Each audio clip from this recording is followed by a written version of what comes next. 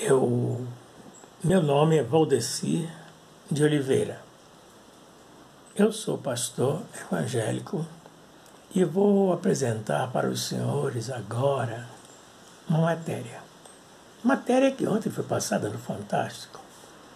Agora, quero dizer uma coisa que fique bem clara. Não sou contra igreja nenhuma. Eu sou contra algumas atitudes de alguns padres católicos, pais de santo, mestres maçons, pastores evangélicos e qualquer um que tenha atitudes como esta que os senhores verão agora. Esta semana o mundo ficou chocado com um novo escândalo na Igreja Católica Americana. Durante 70 anos, cerca de 300 padres abusaram sexualmente de mais de 1.000 crianças. Esse foi o resultado de uma investigação que durou 2 anos, feita pela Promotoria de Justiça do Estado da Pensilvânia. Agora, vítimas dos padres americanos vão contar suas histórias com exclusividade para o Fantástico. Uma família despedaçada. Os Fortney viviam numa pequena cidade da Pensilvânia e eram devotos da Igreja Católica. Mas durante 10 anos, 5 dos 9 filhos de Ed e Pat foram molestados por um padre que eles consideravam parte da família. Os abusos começaram quando o padre Augustine assumiu a paróquia em 1982. A caçula, Carolyn, tinha apenas 1 ano e meio. Achava que aquilo era normal. Eu era um bebê. Até hoje tenho muita dificuldade em relacionamentos porque deixo fazerem qualquer coisa comigo. Não aprendi a me defender. Eu achava que o padre era um emissário de Deus. Os meus pais diziam que ficar na igreja ia nos purificar. O padre dizia que estava nos educando. Ele queria ver se o nosso corpo estava se desenvolvendo direito. Aí mostrava livros com posições sexuais e mostrava o pênis dele ereto. Eu tinha 13 anos, mas minha irmã tinha 5. Foi uma traição de confiança nojenta. A gente adorava ele, confiava nele.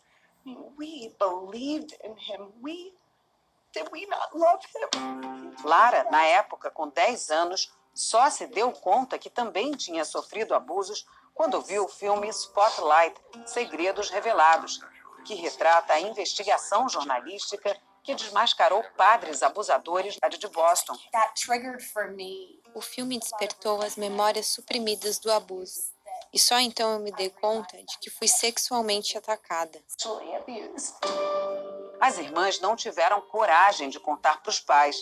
O pesadelo só terminou em 1992, quando Jeannie, uma das irmãs mais velhas, encontrou uma foto de Carolyn nua na casa do padre. A Carolyn era meu bebê. Eu sabia que algo estava errado. Quando perguntamos, a Carolyn confirmou os abusos. Liguei para a polícia na hora. Na casa do padre, a polícia encontrou fotos das meninas nuas, roupas íntimas das irmãs e até frascos em que ele guardava a urina delas.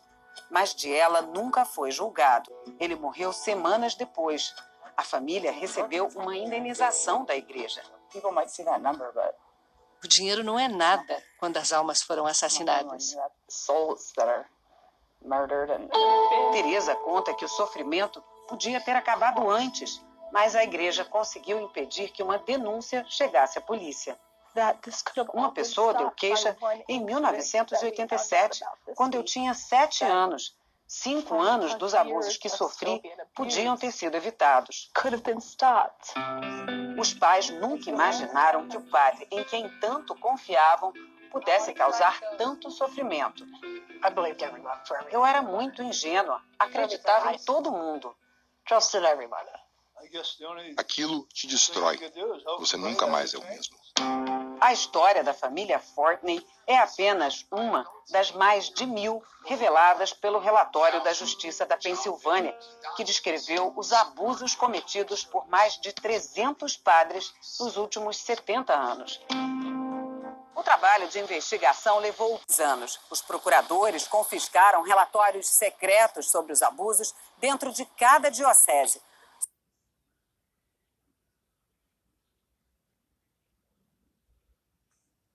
Só aqui na diocese de Pittsburgh encontraram 99 acusações. A maioria das vítimas nunca procurou a polícia e deu queixa só para a própria igreja, que nunca investigou os casos.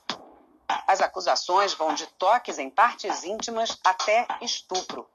Outro padre é acusado de estuprar uma jovem de 17 anos e depois obrigá-la a fazer um aborto. Os casos de abusos na Igreja Católica não se restringem aos Estados Unidos. Há denúncias de padres abusadores em dezenas de países, como Austrália, Chile, Argentina, México, Irlanda e França. Ao todo, a Igreja Católica já gastou quase 3 bilhões de dólares para indenizar as vítimas. A Igreja, na verdade, ela não se diferencia muito de outras instituições que são muito blindadas e arrumam, então, subterfúgios para se defender. É de profunda tristeza e de indignação. A maioria dos casos começou dentro das escolas católicas, ao contrário das igrejas, onde as crianças costumam ir acompanhadas das famílias. Nas escolas, elas estão sozinhas e é comum criarem uma relação de confiança com os adultos. Era neste momento que os predadores se aproveitavam para abusar das vítimas. Foi o caso de Jim Vensicle. 36 anos depois, ele ainda carrega a dor de ter sido vítima de um padre abusador. Sinto o hálito dele na minha nuca, como se fosse hoje. Foi um ano de tormento. O padre David Paulson era recém-saído do seminário, tinha apenas 25 anos e se tornou uma espécie de melhor amigo do adolescente, na época com 16. Foi numa viagem que Jim percebeu que o padre queria mais do que a amizade dele. Estávamos no hotel quando começamos a brincar de luta. Ele foi ao banheiro. Quando voltou, estava tendo uma ereção e tentou forçar o corpo dele no meu. Queria ter sido mais forte aos 17 anos, mas tive medo de ser expulso da igreja, de decepcionar minha mãe. Me perguntava, será que fui mesmo abusado?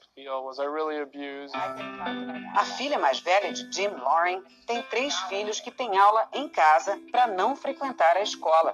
E desde cedo ensino os 3 a se protegerem de pedófilos. Ensino eles a gritarem, socorro, essa pessoa não é meu pai. Na quinta-feira, o Vaticano condenou os casos descobertos na Pensilvânia. Disse que os abusos causam vergonha e dor para a Igreja Católica. Ao mesmo tempo que se vê uma igreja pecadora, né, se vê uma igreja aberta e disposta a ser coerente. Quando que a gente vê alguém da magnitude de um papa pedir perdão abertamente e dizer, olha, erramos, né, e vamos modificar, vamos mudar. Para as vítimas, o trauma de ser abusado por alguém em que se confia tanto como um padre pode nunca ser superado. Um buraco na minha alma que nunca vai sarar. Nem que meu predador fique preso para sempre, nem que a igreja me dê milhões de dólares. Vou ter que viver com isso para o resto da vida.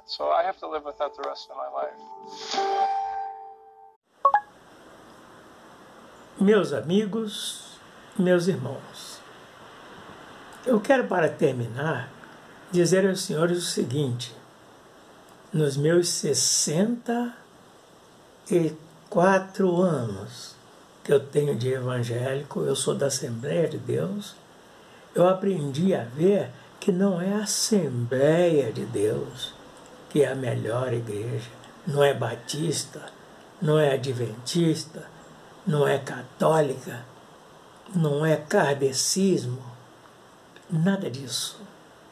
Eu aprendi a conhecer a igreja que vai subir. A igreja que vai subir, quando eu digo subir, é para estar com Deus. É uma igreja invisível.